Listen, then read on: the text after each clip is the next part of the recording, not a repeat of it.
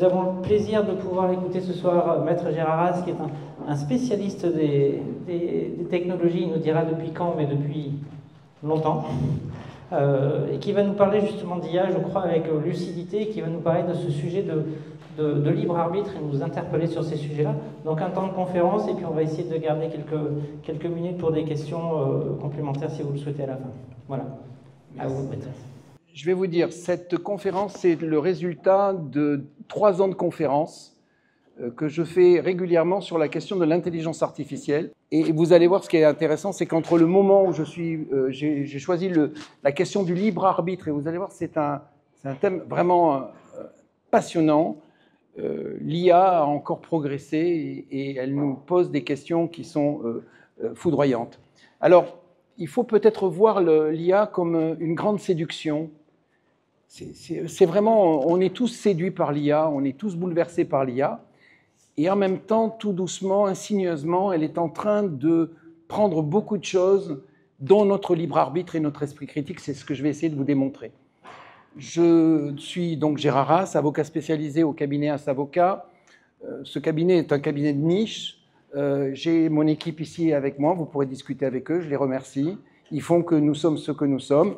Je vous propose de commencer ce petit parcours ensemble à travers 4 moments.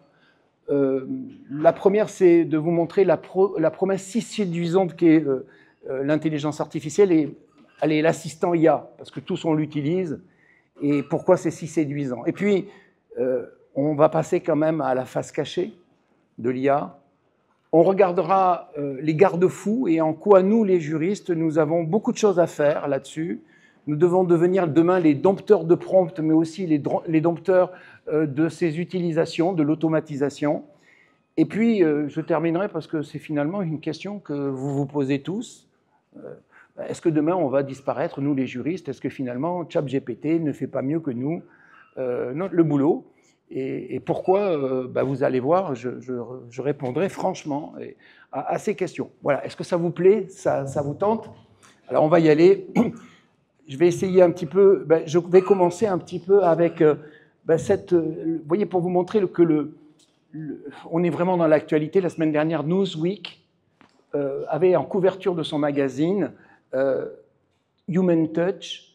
Et en fait, c'est vraiment cette question qui est importante, c'est quelle est notre place et quelles sont nos capacités. Et vous allez voir, c'est fondamental. Quelle est notre place et quelles sont nos capacités? Et je suis obligé d'aller dans le temps. Et quand on regarde un petit peu dans le temps, regardons Talos. Talos, c'est un personnage extraordinaire. Vous savez, Héphaïstos était en fait le dieu boiteux, le roi des forges. Et Héphaïstos, il était boiteux, donc il avait besoin d'avoir des soldats qu'il lui-même forgeait. Et donc il avait lui-même ses propres automates. Et il avait créé un automate invincible. Et ça, c'est vraiment passionnant. Il va, bien entendu, tomber. Il va tomber par Jason dans la recherche de la toison d'or. Et là, regardez un petit peu, la toison d'or peut être l'IA, avec une sorcière Médée. Et ils vont le faire tomber. Et en fait, Talos avait un clou. Jason va le décrocher. Et c'est fini, Talos, invincible, succombe.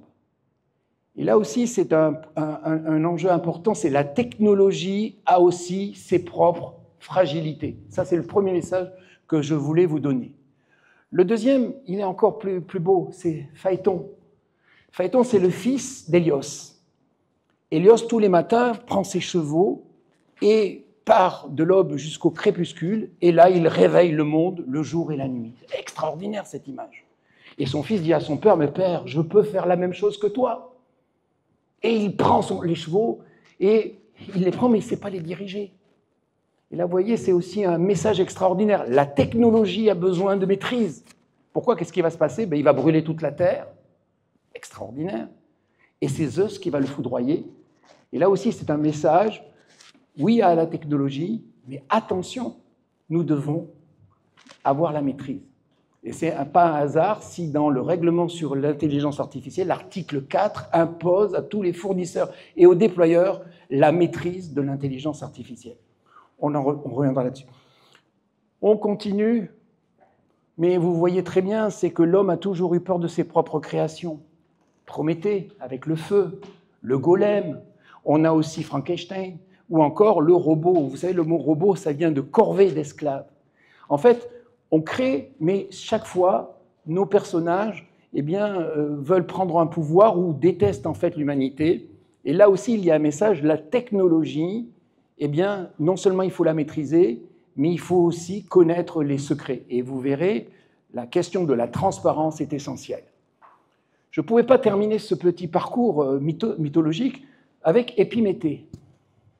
Alors ça, c'est très intéressant parce que quand on parle des technologies, on parle toujours de son frère jumeau Prométhée, mais on ne parle jamais d'Épiméthée. Mais Épiméthée, il est très intéressant parce que c'est le comble de l'étourderie et de tout ce qui manque à l'homme pour pouvoir être parfait. Zeus décide de donner à deux titans la possibilité de gouverner le monde et de donner tous les pouvoirs aux animaux et aux hommes. Et puis Épiméthée dit « je veux tous les pouvoirs ». Et il les distribue. Il distribue aux animaux toutes leurs forces, tous les pouvoirs qu'ils peuvent avoir et tous les défauts aussi qu'ils peuvent avoir. Et il les distribue, il les distribue. Et à la fin, quand arrive Prométhée pour en fait distribuer des pouvoirs aux hommes, il n'y en a plus, l'homme est tout nu. Il est face à son destin, mais il n'a aucun pouvoir. Et Prométhée va aller voler à Zeus le feu, qui est la connaissance, pour donner à l'homme l'intelligence. Vous allez voir, c'est très intéressant parce qu'on va arriver tout à l'heure dans l'effondrement de Prométhée. Voilà, j'ai fait un petit parcours, si vous voulez, mythologique, vous l'avez vu, vous avez vu un petit peu tout ce qui s'est passé autour de ça. Je dois maintenant, pour parler de technologie, parler de Narcisse. Je vous avais dit que ça serait un peu intéressant, mais vous n'y attendez pas. Hein. Mais c'est en fait notre approche avec la technologie. Freud l'avait très très bien démontré. Freud, alors vous savez, Narcisse, c'est ce fameux personnage qui ne fait que se regarder, qui se trouve très beau et qui ne peut pas... L'image est extraordinaire, il a une belle jeune femme, mais il se voit tellement, il ne fait que se regarder et il va se noyer dans l'eau. Et Freud va dire, finalement, c'est un peu la même chose qui passe avec l'humain, mais nous avons 4 blessures, enfin 3 blessures, et vous allez voir, l'IA va être la 4e. Et c'est ce que tous les penseurs aujourd'hui sur l'IA nous parlent. La première blessure, c'est en fait, alors l'homme était au centre de tout. L'homme, c'est le roi de l'univers. Sauf que Copernic vient bouleverser tout ça et dit, mais non. Il montre que la Terre n'est pas au centre de l'univers. Et c'est la première blessure pour l'individu. La deuxième blessure, c'est que l'homme, il n'est plus au centre de l'univers, mais il se pensait le roi de tous les animaux. Sauf que Darwin lui dit, mais non, mon pauvre vieux. Voilà, les humains, ce sont des animaux comme les autres. Ah, c'est déstabilisant. Mais j'ai quand même à penser. Et Freud lui dit non, tu n'es pas le maître de ta propre maison, il y a un inconscient. Et il faut aller chercher un petit peu tout ça. Il fait une théorie, il dit, voilà, ce qui est vrai pour l'individu est aussi vrai pour l'humanité, et c'est les 3 blessures. Et aujourd'hui, en fait, les sociologues, les philosophes et également tous les informaticiens se disent, on assiste à la 4e blessure, et c'est pour ça que vous êtes là, et parce qu'elle nous bouleverse, c'est l'intelligence artificielle qui suggère que les humains n'ont pas plus d'esprit que les machines, et vous comprenez, c'est violent. Donc on est face à ces 4 blessures. Et moi j'appellerais, si vous voulez, on a eu Copernic, Darwin, Freud, on pourrait jeter Turing, on lui donne un nom, et on a cette 4e blessure. Voilà le contexte dans lequel on est, voilà où on avance. Et là, je dois vous parler d'intelligence artificielle, avec une escroquerie, j'allais dire, de définition. Alors ça, c'est une image que j'ai faite avec Dali. J'ai dit, voilà, la manière de Werner, montre-moi ce que pourrait être l'intelligence artificielle. Je voudrais être dans un cadre et un univers où, en fait, mon personnage rayonne et montre la connaissance. Vous savez, dans les cabinets de curiosité. Alors, la première escroquerie, c'est que le terme vient de intelligence. Et vous savez, l'intelligence, c'est cette capacité que l'on a à raisonner, à apprendre, à comprendre et à s'adapter. Et c'est un mot qui est extraordinaire, donc intelligence, sauf que le mot intelligence, pour intelligence artificielle, ça ne veut pas dire du tout ça. C'est un terme anglais, intelligence, CIA, vous voyez dans la terminologie, ça veut dire renseignement et information.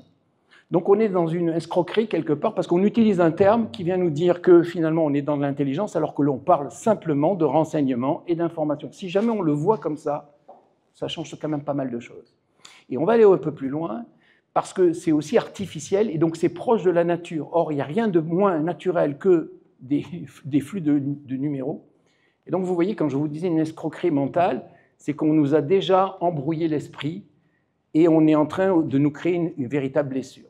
Enfin, parce qu'il faut une définition, en Europe, après des tergiversations, on a trouvé une définition. On ne parle pas d'intelligence artificielle, on parle de système d'intelligence artificielle.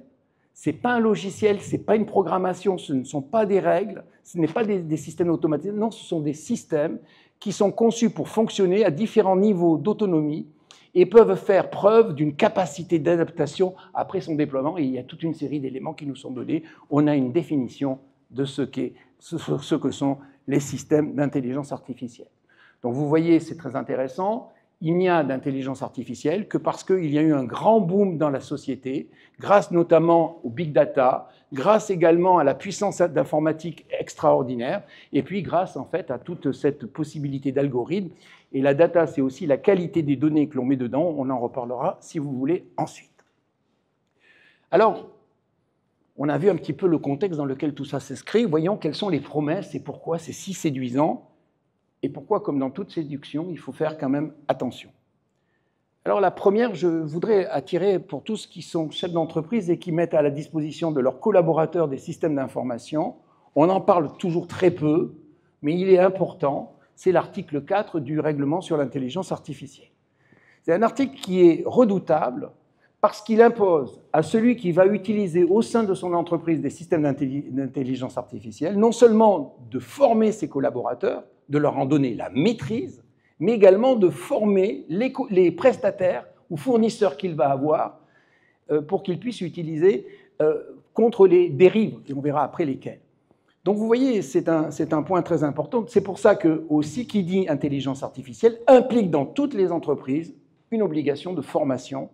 Et j'allais dire, il est même prévu que les salariés pourraient se retourner contre leur employeur s'ils estiment qu'ils n'ont pas été assez formés et s'ils commettaient des fautes du fait de l'utilisation de l'IA. Donc vous voyez, c'est un article très intéressant là-dessus. Alors, je voudrais quand même revenir sur les choses. On parle d'intelligence artificielle, ça ne nous bouleverse pas tous ici présents. Ça fait des années qu'on utilisait de l'intelligence artificielle, sauf qu'elle était extractive, c'est-à-dire que c'était des moteurs de recherche, des bases documentaires, des messageries. Et ça fait des années qu'on utilise ça. Et on les utilise très bien. Et même, on avait une intelligence qui était la robustesse même, qui était dans les entreprises, qu'on appelait les systèmes experts, et qui présentaient des garanties qui étaient importantes, sauf que ces systèmes, eh bien, ils n'apportaient pas des réponses. Ils n'avaient pas ces possibilités, comme le font aujourd'hui les intelligences génératives, qui ont été, en fait, j'allais dire, données au public, et dont on a vu une acceptation, et tout le monde en devient fou. C'est les ChatGPT, les Gemini, les DeepSeek, les GenSpark, les Midjourney, les iGen. Enfin, vous avez toute une kyrielle de solutions. Alors, ces solutions, elles reposent simplement sur, en fait, un principe, c'est que ce qu'on appelle de l'intelligence artificielle, c'est une intelligence donc sans conscience, c'est-à-dire c'est une intelligence augmentée ou faible. Hein, ça, c'est quand même le point important. Et dans les films de science-fiction, on parle de conscience d'une IA. A priori, ce n'est pas possible, quoique.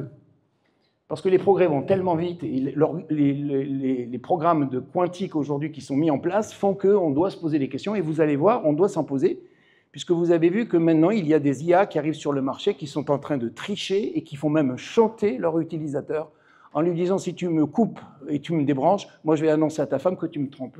Donc si vous voulez, il y a quand même des phénomènes aujourd'hui qui sont importants dans l'auto-apprentissage et la révolte des IA. Alors, ce que je voulais vous montrer, et pourquoi c'est tellement bouleversant, c'est que ChatGPT, en fait, toutes ces IA, elles apprendront toujours n'importe quoi plus vite, 10 fois, peut-être 100 fois plus vite que vous, que n'importe quoi. N'importe quoi que n'importe qui. Et ça, c'est un phénomène qui est, si vous voulez, qui est incroyable et qui fait qu'il y a une séduction, et qui fait qu'on est emporté, et qui fait qu'on est émerveillé. Hein. C'est vrai que quand on met 3 mots et qu'on récite les fables de La Fontaine, il y a un phénomène qui nous subjugue.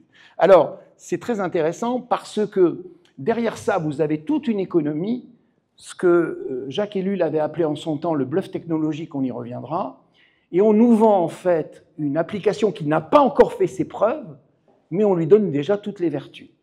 Et les vertus, elles sont les suivantes. C'est qu'on nous dit, ben, regardez, vous allez utiliser ça, vous allez gagner en efficacité et en rapidité.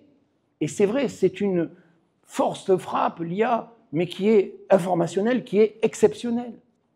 On nous dit également, regardez, ça va réduire toutes les erreurs humaines. Comme si l'IA n'en faisait pas, on verra tout à l'heure qu'elle est déjà prévue avec 18 risques.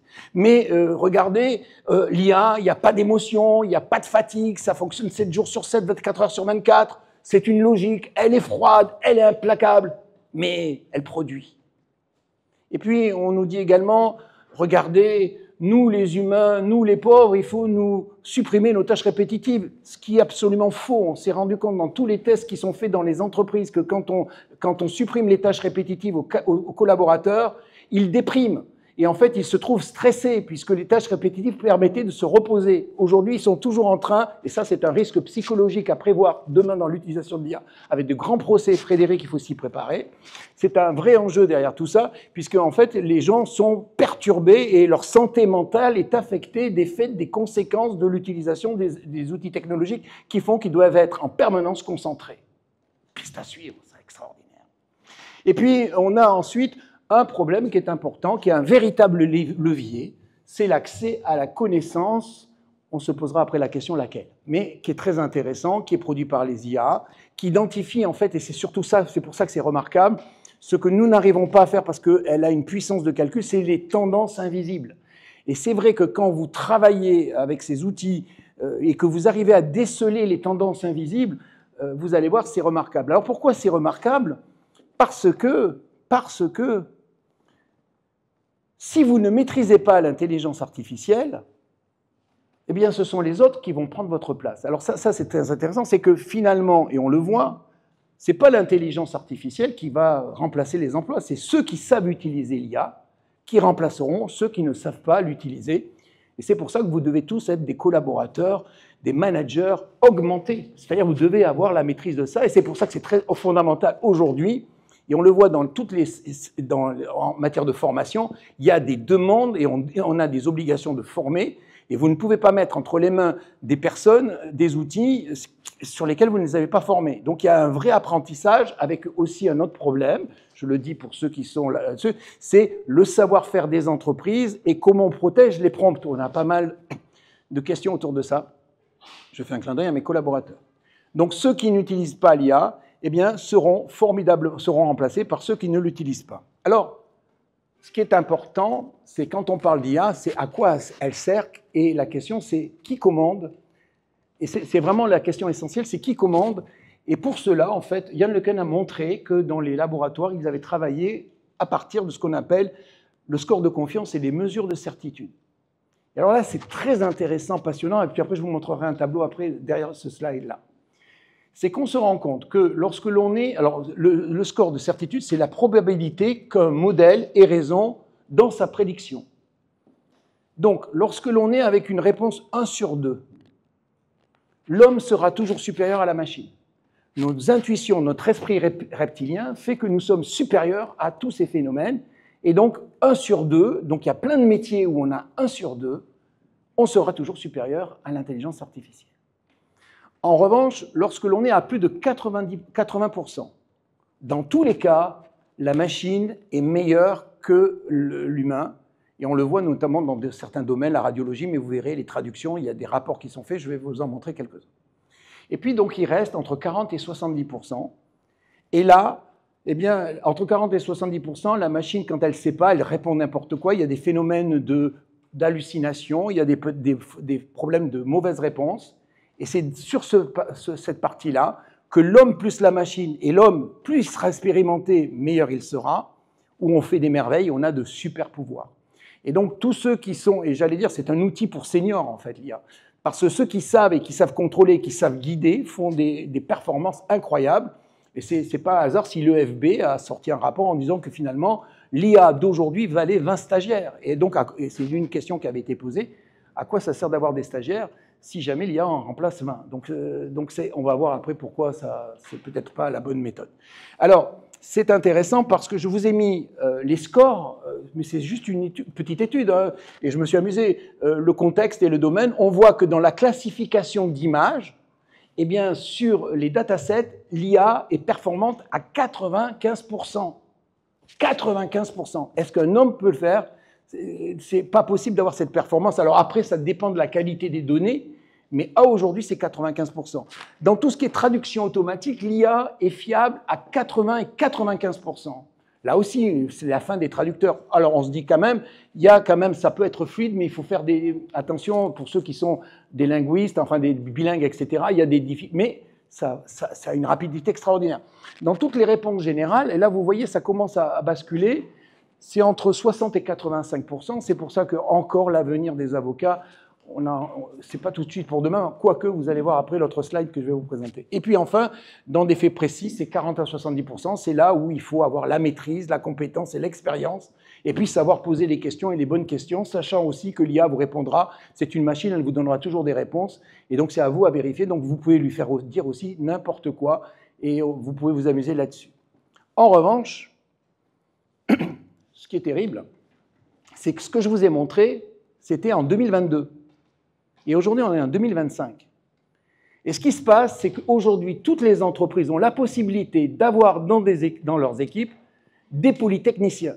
Ce qui pose en fait un autre problème, c'est le problème du management. On ne manage pas un BTS comme on manage un polytechnicien. Or, ce qu'on voit, c'est sur les QI verbaux. On se rend compte que l'IA, eh bien, la première qui est parue était avec un coefficient de 115. Aujourd'hui, l'IA qui est sur le marché a un coefficient de 155. Donc c'est déjà un polytechnicien. Et ce qui est pire encore, c'est que quand on fait des tests, je vais vous les montrer, mais voilà, je l'ai marqué, quand on fait les tests avec des humains et de l'IA, en fait, à 99,9%, l'IA est toujours devant les humains, c'est-à-dire qu'aujourd'hui, l'IA, c'est 16 000 Français. C'est-à-dire qu'une IA représente le QI de 16 000 Français. C'est-à-dire que sur une population de 70 millions d'habitants, si on regarde bien, il y a simplement 4 375 Français, aujourd'hui, qui sont capables d'être plus intelligents que l'IA. Ça fait peur. Mais attendez, ce n'est pas fini. C'est pas fini, ça va nous rassurer quand même. Parce que ça a bouleversé, c'est paru cette semaine. Donc, si j'avais fait cette conférence il y a une semaine avant, je n'aurais pas pu vous le dire, mais là, je ne sais plus vous le dire. Le MIT, dans les locaux du MIT, ils ont fait une étude avec 58 personnes. Alors vous allez me dire, c'est quoi cette cohorte? 58 personnes, qu'est-ce que ça veut dire? Alors c'était tellement avec les plus grands spécialistes, les plus grands docteurs, c'était tellement fiable, c'était tellement, si vous voulez, régulier, que tout le monde reprend ces données. Elles ne sont pas contestables, malgré une cohorte qui était faite. Alors qu'est-ce qu'ils ont fait? C'est génial, vous allez voir ce qu'ils ont fait. Ils ont pris des groupes de 54 personnes qui avaient entre 18 et 35 ans. Donc c'est les grands cerveaux qui sortent, qui sont vraiment là-dessus. Et ils les ont mis en leur disant, premier groupe, vous allez utiliser ChatGPT. Deuxième groupe, vous allez utiliser les moteurs de recherche. Troisième groupe, vous allez utiliser votre cerveau. Et ils ont fait des batteries de tests, 3 tests. Et puis après un quatrième. Alors vous allez voir, c'est là où ça devient intéressant, c'est qu'il en ressort à partir de ça que ChatGPT multiplie les capacités des esprits formés, mais réduit la capacité des cerveaux non formés. Alors c'est bouleversant, parce qu'en fait, on arrive à ça, si tu laisses faire l'IA, si tu laisses à l'IA faire ton travail, tu n'apprends rien. C'est terrible, parce qu'on est dans ce que l'on appelle, tous les spécialistes sont en train de se dire, le risque de déclin des compétences. C'est pour ça qu'à l'éducation nationale, ils sont catastrophés. Ils ne savent pas si on doit donner aux jeunes l'utilisation de l'IA ou on ne doit pas le leur donner. C'est pour ça qu'il y a plein de réflexions autour de ça, mais surtout, si jamais dans le cycle d'apprentissage, si tu utilises l'IA pour ton travail, donc on manque d'apprentissage, on est à la dépendance de l'IA et on est dans des stagnations de compétences et même il y a des dégradations de savoir-faire. C'est très, très, très important ce test. Et donc, vous voyez, il y a un enjeu qui est colossal derrière ça. Donc, il y a vraiment, c'est une utilisation, mais qui doit être donnée avec des pincettes. Il y aura des responsabilités qui seront engagées derrière ça. Hein, on ne l'avait jamais vu, mais c'est un peu déjà, c'est l'arme. C'est-à-dire, ça va me permettre à tuer. Non, mais là, aujourd'hui, on dégrade la pensée mentale. Et il y a un véritable enjeu autour de ça. Mais on continue, alors c'est pas moi qui le dis, hein, c'était encore cette semaine sur les échos, hein, je vous ai repris le machin, vous aviez, ben voilà, comment GPT grille notre cerveau, ben c'est à partir de ce test, et tout le monde en parle, et tout le monde est en train aujourd'hui de réfléchir, et dans beaucoup d'entreprises, l'utilisation, elle doit être encadrée, on va voir un petit peu tout ce qu'il va avoir à faire, et la bonne nouvelle, c'est que le droit va vous apporter toute une batterie de solutions. On continue, parce que, ben oui, je suis obligé de vous dire, Promothée, il avait pris le feu et puis il avait donné à l'homme l'intelligence. Et là, on a une catastrophe, c'est l'effondrement de Promothée. C'est-à-dire qu'aujourd'hui, on va suggérer que l'humanité va surmonter ses faiblesses, on le pensait en tout cas, grâce à son intelligence, mais ça s'effondre. Et ce qui se passe aujourd'hui, c'est que l'homme devient non pas un homme augmenté, mais je pense peut-être un homme vulnérable, ou peut-être même fragilisé ou diminué. Et vous allez voir pourquoi et comment on doit, grâce au droit, eh bien, lutter contre ça.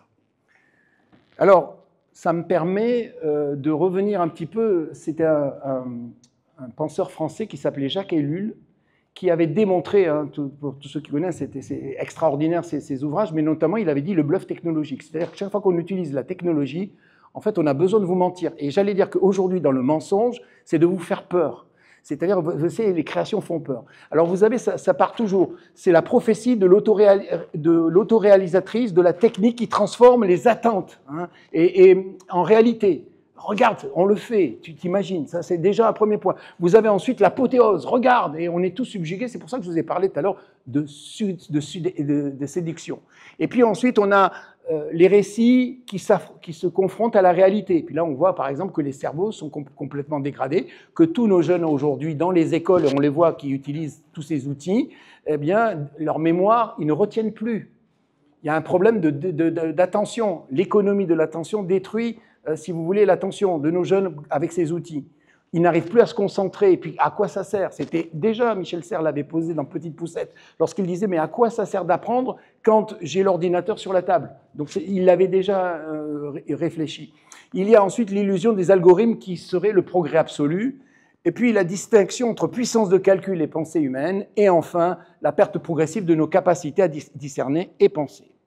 Voilà, donc j'étais obligé de faire un petit peu le point sur les questions séduisantes, vous montrer un petit peu tout cet entourage, tout ce qu'on nous vend, vous montrer aussi qu'on ne peut pas être en arrière, se laisser dépasser, mais maintenant, on va aller un peu plus loin, on va essayer de voir la face cachée. Et alors, la grande nouvelle, c'est que les juristes l'ont déjà vu, l'avaient déjà décelé, et ils l'ont mis dans pas mal d'outils.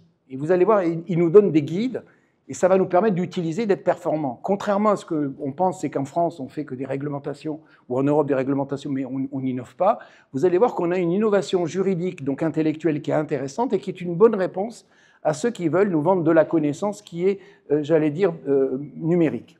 Alors, les premiers points, c'est que, oui, on doit pouvoir avoir un droit à l'assistance, mais non, ça ne doit pas être un droit au renoncement.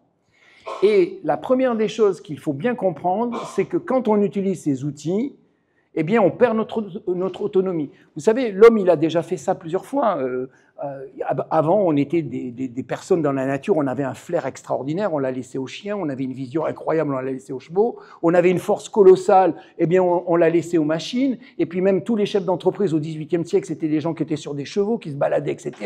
Ils avaient une forme physique extraordinaire, sauf dans les romans de Balzac où ils étaient bedonnants, mais au-delà de ça, eh bien, on avait quand même quelque chose, avec des personnages qui étaient dynamiques. Aujourd'hui, bon, on est assis dans nos sièges, et on est derrière un écran, et on a du mal, et il faut qu'on court dans les rues sous la chaleur pour pouvoir montrer qu'on est actif. Non, il y a ici un vrai problème. Il y a aussi les risques, et on les voit avec certaines solutions de désinformation et de manipulation, mais j'allais dire c'est même intrinsèque à l'outil, c'est-à-dire que c'est fonction de la qualité des données, et donc c'est important. Ça veut dire aussi que nous avons intérêt, en tant qu'entrepreneurs, à développer des solutions propriétaires avec notre propre documentation, parce qu'on est sûr qu'elle est avec nos bases de connaissances et elle est fiable, et donc il y a moins de risques de désinformation et de manipulation. Mais en même temps, comment vous la protégez? Ça, c'est hallucinant. Tous ces savoir-faire, tous les documents que vous avez, comment vous les protégez? Vous les protégez avec le secret des affaires. Or, le RGPD vient vous dire qu'avec le droit d'accès, on peut tout vous piquer. Extraordinaire, il faudrait réfléchir à tout ça. Et la jurisprudence considère que vous ne pouvez pas invoquer, quand il y a une demande de droit d'accès, le secret des affaires ou le secret industriel. Donc, il y a des choses à mettre en place. Peut-être que les droits de divulguer seront peut-être intéressants. Enfin, il y a plein de choses. Vous voyez le cabinet, il pourra vous répondre à tout ça.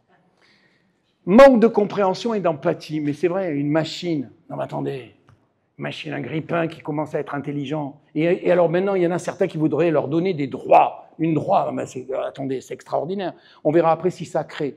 Alors là, le mythe. Les boîtes noires. Mais attendez, ça, c'est la plus grande escroquerie qu'on vous a dit. Il y a des boîtes, mais non, il n'y a pas de boîtes noires, mais ils ne veulent pas nous donner accès.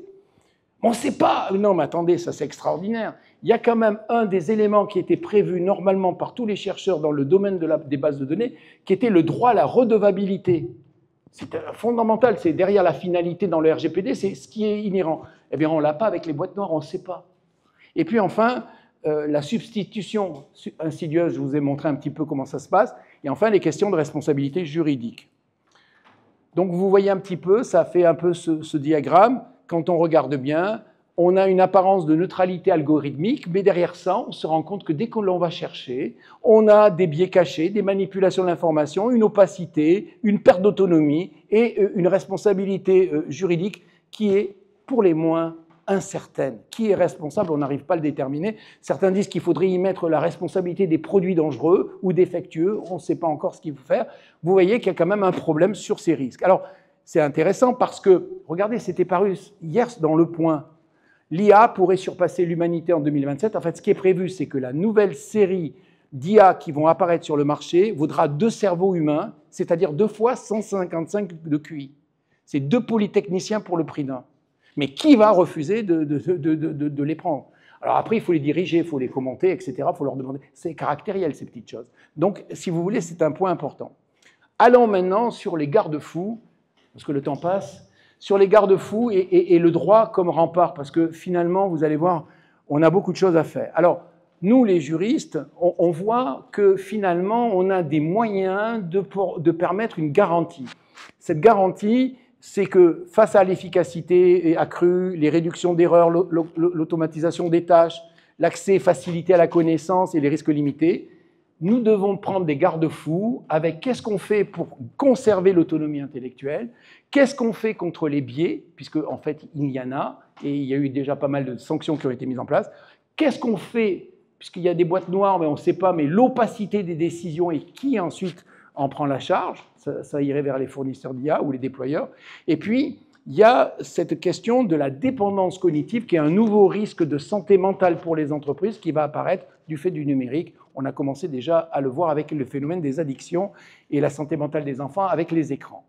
Alors, on a des réponses qui nous ont été données. On en a 2 cadres qui sont vraiment importants. On a aussi le Digital Act. Enfin, il y a pas mal de choses sur tous les contenus. Mais surtout, on a, dans la régulation sur l'intelligence artificielle, on a l'approche par les risques. C'est très intéressant. C'est-à-dire, on nous a mis un produit. Alors, ça, c'est intéressant. L'IA est considérée comme étant un produit et non pas... c'est un produit. Donc, à partir du moment où c'est un produit, il peut y avoir des risques. Et vous allez voir, on en a déjà coté 18 avant de l'avoir mis sur le marché. On a ensuite une question qui est importante et sur laquelle en fait les entreprises sont de plus en plus exigeantes, c'est la transparence face à l'opacité. Et puis on a des possibilités de se mettre en test avec ce qu'on appelle les regulatory sandbox. Et puis on a le RGPD qui n'était pas prévu initialement parce que c'était sur les décisions prises par les machines, mais déjà on voit, on a un droit à l'explication, un droit à l'intervention humaine et un droit à la contestation. C'est très intéressant, c'est pour les données à caractère personnel. Je pense qu'il pourrait être étendu à d'autres données qui ne sont pas à caractère personnel, mais vous allez voir, on verra avec le libre arbitre que le droit à la contestation est quelque chose de fondamental. Alors, on le voit, il faut faire très attention parce que ces outils, soi-disant, viennent en fait pour nous assister, mais en réalité, c'est pour se substituer à nous. Et donc, les garde-fous. Droit à l'intervention humaine, ça c'est un droit qui est fondamental, c'est prévu par l'article 22 du RGPD, on vient d'en parler, mais également l'obligation pour l'opérateur de rendre les algorithmes explicables. On a vu dans pas mal de dossiers que l'on fait maintenant avec des clients et qui utilisent les IA, cette demande qui est faite est de justifier les études d'impact, de faisabilité. On a de plus en plus de demandes et il faut les produire et c'est où montrer que quand on parle de confidentialité, tout ça, ce qui est fait. Responsabilité aussi, c'est des décideurs. Que se passe-t-il? L'employeur, l'administration, le fournisseur doit prouver et légitimer que la décision et ne pas se retrancher derrière en fait une décision algorithmique. Ça, c'est fondamental. Et puis, il y a le recours effectif devant les autorités de contrôle et puis il y aura aussi des demandes de certification. Je voudrais vous montrer dans un tableau très intéressant la Cour de cassation, qui vient d'utiliser l'IA, comme l'a fait aussi le tribunal de commerce. Et ce qui est très intéressant, c'est la manière dont elle traite en fait la sélection du produit. Ça doit intéresser tous ceux qui sont dans l'informatique. Et elle nous dit, ben, c'est pas compliqué, nous avons 5 critères que nous devons mettre en place et nous devons choisir l'outil en fonction de ces 5 critères. Ça devrait guider toutes les directions juridiques. Conciliation avec les droits fondamentaux. Développement durable, parce qu'en fait, il y a des problèmes de frugalité des algorithmes. Critères juridiques, la conformité avec l'IA, le règlement IA, avec le RGPD, mais également au niveau fonctionnel, quels sont les gains de qualité et quels sont les gains d'efficacité. En matière technique, la disponibilité des données, ça c'est fondamental. Si la donnée n'est pas bonne, on ne peut pas faire des choses efficaces. La preuve de la faisabilité technique, et puis ensuite des critères économiques. Vous voyez, il y a une grille qui est très intéressante. Pourquoi elle est très intéressante? Parce que vous imaginez que comme en matière dans l'industrie informatique, qui est la seule industrie où on avait créé les bugs, c'est-à-dire on mettait sur le marché des produits qui n'étaient pas finis. Là, on nous a dit, regardez, on met sur le marché un produit dont on sait déjà qu'il y a 18 types de risques qui se rencontrent, soit parce qu'ils sont dans les imperfections, soit parce qu'elles sont dues à des malveillances, soit encore parce qu'ils sont systémiques. Donc vous comprenez quand même qu'il y a un véritable enjeu, ce qui fait qu'en fait notre régulateur, eh bien, il a considéré qu'il fallait mettre en place une pyramide des risques, qu'il fallait les gérer. Alors il l'a fait avec des petites barrières, minimum, élevé, faible, élevé, impossible. Et donc vous avez un peu ce tableau avec ces points, puis il a mis des sanctions, parce que si jamais il y a des règles sans sanctions, c'est important. En même temps, je vous dis quand même une chose, il y a une décision qui a été rendue, j'en parlais avec mes collaborateurs aujourd'hui aux États-Unis, qui considère que l'approche par les risques n'est pas une approche qui doit s'appliquer au monde de l'intelligence artificielle, parce que les risques n'apportent pas de preuves, et que face aux risques, on a des vides probatoires. Et donc j'ai demandé à mes équipes de travailler là-dessus, parce qu'on va sortir maintenant des jurisprudences devant les tribunaux. Le vide probatoire, c'est quand même quelque chose qui est important. Et si tu n'as pas de preuves, ben, tu ne vas pas me sanctionner sur des risques. Là, aujourd'hui, on a toute une économie qui sanctionne des risques. Donc ça, c'est une piste à suivre. Consultez le cabinet. Voyons maintenant un petit peu les points. Je me suis amusé, parce qu'on a beaucoup de demandes, et certains se posent la question, c'est vrai, j'utilise l'IA, mais je dois mettre en place une charte. Alors, si on met une charte en place, encore faut-il que cette charte soit articulée autour de ces 2 grands principes, ce que je vous propose, qui est en fait des principes qui sont, alors vous l'avez, encadrer l'utilisation des systèmes algorithmiques, garantir le respect, un principe de subsidiarité. Celui-là est important, la décision humaine prévaut toujours sur toutes les suggestions automatisées, les systèmes sont en fonction de l'assistance et non subsidiaire. Bon, vous avez toute une série de points, vous pourrez voir un petit peu ces éléments. Et là, ça nous permet en fait d'avancer et de dire qu'il y a quand même des pistes pour nous les juristes que nous devrions explorer et que par nos contrats en tout cas nous pouvons mettre en place et qui sont intéressants. D'abord, un besoin d'encadrer la transparence des algorithmes, puisqu'en fait le législateur ne le permet pas, nous on peut le faire. Deuxièmement, de garantir un droit à l'explication et à l'intervention humaine. Il faut le rappeler, c'est qu'aucune décision, la décision finale, elle appartient à l'humain. C'est un principe qu'il faut rappeler, mais il faut toujours le rappeler. Ça permet aussi de faire des contrôles. Limiter les manipulations cognitives par le droit de la consommation et le droit à la publicité. On est assez surpris à l'heure actuelle, j'en parlais encore avec Ève, de voir qu'on a beaucoup d'actions qui sont engagées sur les pratiques commerciales trompeuses. Et donc, il y a plein de promesses qui sont mises en place, et puis on se rend compte que ça ne correspond pas. Et là, le régulateur vient rendre des comptes. La souveraineté numérique, c'est fondamental. Si je ne peux pas savoir où se trouvent mes données, comment je peux demander une explication? Donc ça, c'est un point important. Et enfin, c'est un vœu que je mets en place, mais je pense qu'il est important, le droit à méditer. Ça va être un droit fondamental demain. C'est en fait créer un sanctuaire de déconnexion, comme on avait fait avec le droit à la déconnexion en matière numérique. Il faudra le faire aussi par rapport à ces outils. C'est une idée que je vous propose. Voilà. Alors, ça me permet, on arrive maintenant presque à la vraie question, c'est et le libre arbitre et l'esprit critique.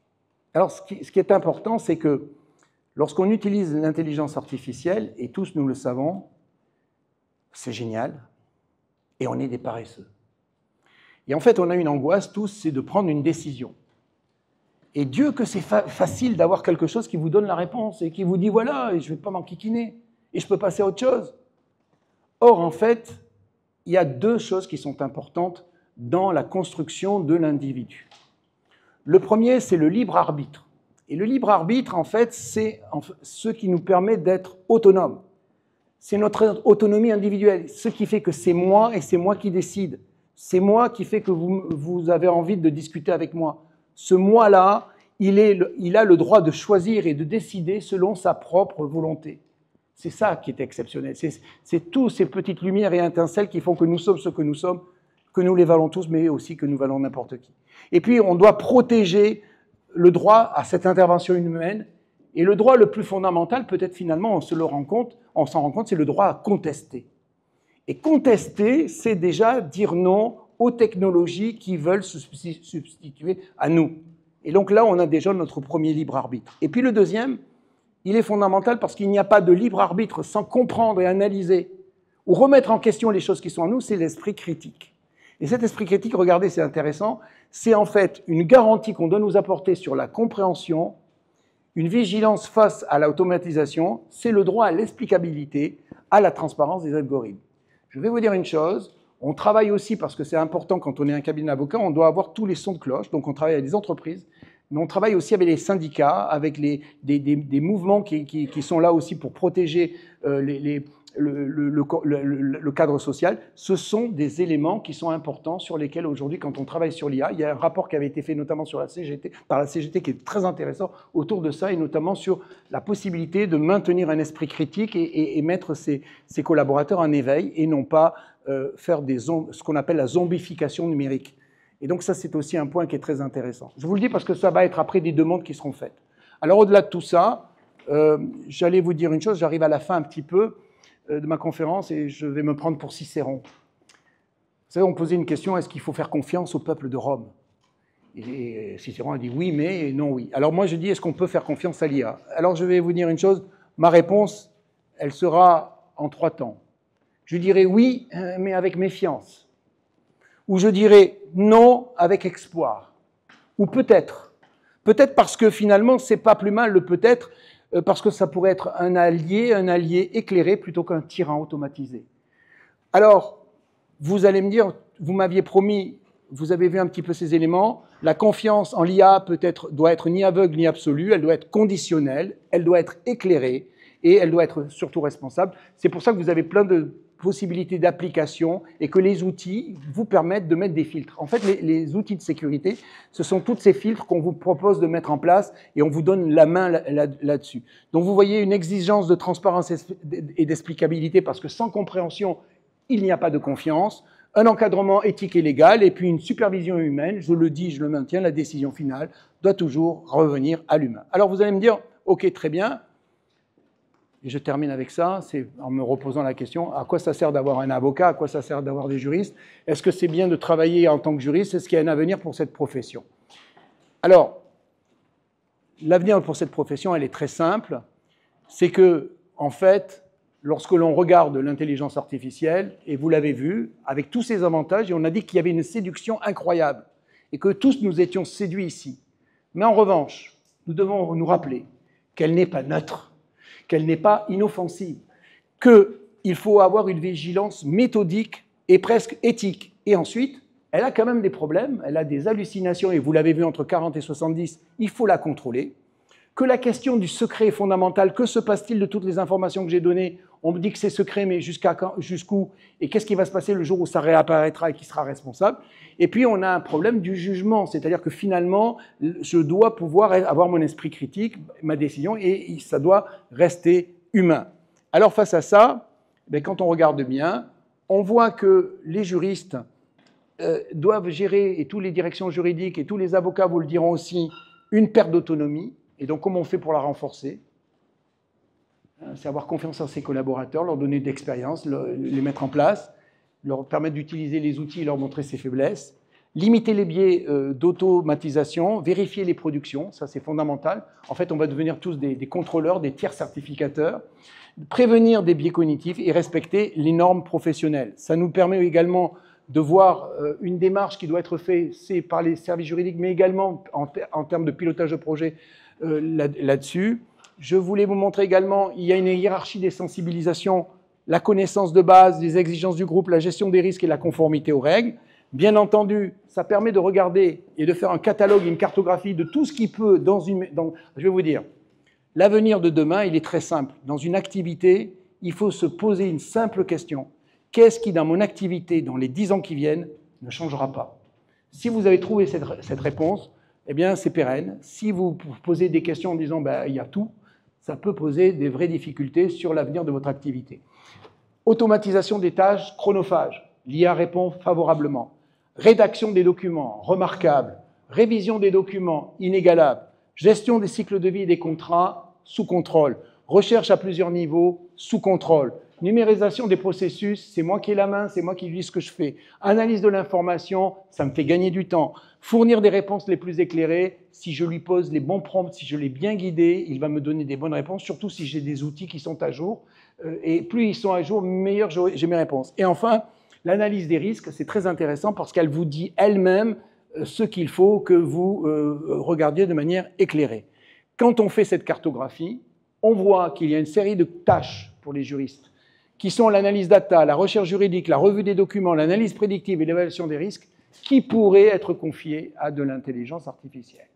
En revanche, l'intelligence émotionnelle, le raisonnement éthique, la pensée stratégique et pas simplement tactique, la créativité, la résolution des problèmes complexes, forcément et évidemment, ce seront toujours des juristes qui auront la main là-dessus. Donc vous voyez, on a un métier qui est en train d'évoluer, avec notamment 2 distinctions, c'est que maintenant nous allons travailler en qu'est-ce que je fais qui est automatisable et qu'est-ce qui a de la vraie valeur, la valeur humaine, c'est ce prix que paieront nos clients et qui paieront très cher parce que c'est ce qu'ils veulent. Ils veulent des garanties.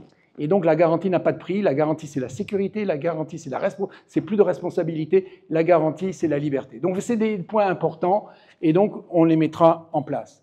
Alors voilà un petit peu le juriste traditionnel, il devait jongler entre l'automatisation et les tâches répétitives, la gestion de l'information, il devait avoir une analyse stratégique et l'explication client, ça va devenir le client de l'entreprise avec des explications de plus en plus poussées et on va lui demander d'être pédagogique, d'être un diplomate, là aussi c'est plein de choses à comprendre, et puis une nécessité de montrer, alors nous les avocats on les avait naturellement avec l'indépendance, mais aussi avec notamment l'esprit critique et bien montrer qu'on le met en avant. Alors voilà, j'ai presque terminé. J'ai terminé parce que finalement face à l'IA, le juriste a la clé, il peut choisir, soit il reste et demeure le gardien du sens et du libre arbitre. Je suis dans cette voie-là, je vous recommande d'aller là, mais il peut être aussi l'exécutant de logique algorithmique. C'est un choix, il peut faire aussi les deux, à vous de voir. Un cabinet d'avocats comme Asavocat, voilà comment c'est structuré, voilà comment on fait à travers l'intelligence artificielle. Si ça vous a plu, je me suis quand même inspiré de pas mal d'ouvrages, je les ai tous trouvés extraordinaires.